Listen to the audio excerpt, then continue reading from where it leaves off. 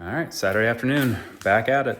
Today's mission, get the 5.3 button back up and ready to go. I've got the rear cover off now. Figured I should go ahead and replace the rear main seal while I was in there. Old seal looked okay, but again, it's really easy and I'd feel dumb if it started leaking once we got it back in the car. After that, we'll put this thing back on the stand, flip it over, get the oil pan installed, and then if there's time, I'd like to move on to trying to mount up the transmission to this.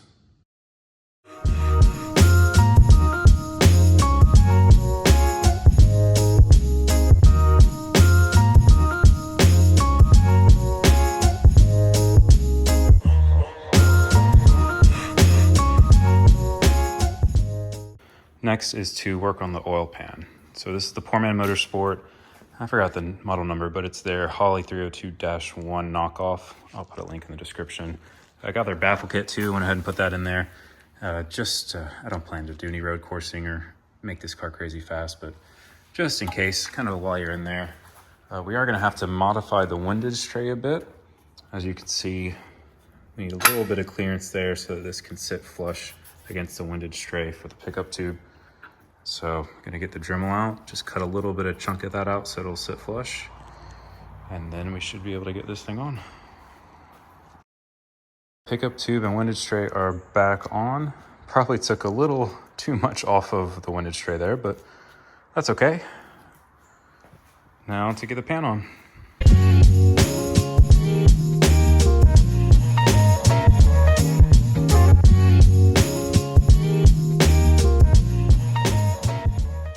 Looks like a real engine now.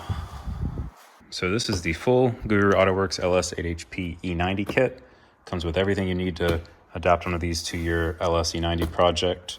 I've got the full kit that includes the transmission cooler, adapters, thermostat lines. This is the F-Series shifter adapter, so you can buy a shifter off eBay for I think 50 bucks or so. There's some part numbers listed in their FAQ. These beautiful adapter plates, they are works of art. And then you'll notice every bolt is individually bagged and labeled for what you're gonna need. One thing I did want to call out is that your kit is gonna come with 2 torque converter pilot adapters. This is because the Ram 1500 8HP they recommend using actually changed mid-cycle. So the earlier ones had a smaller torque converter pilot and you don't have to make any modifications. But if you have an 18 plus like mine, you will have to basically cut this big disc off. But the end result is that the pilot adapter will just slide right on.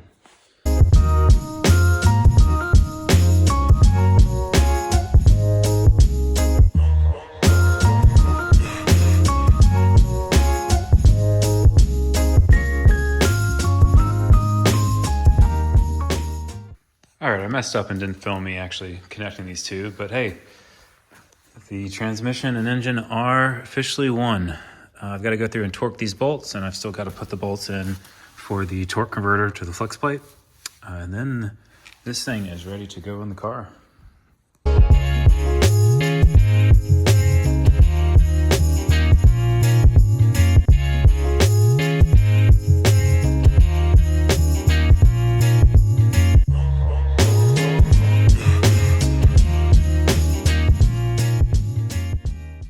Heck yeah, that's a milestone.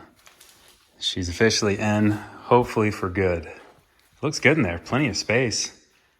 It went in a lot easier than the N52 came out. Got it as center as I can on the mounts. Yeah, pretty stoked about that. Still lots to do, but let's go.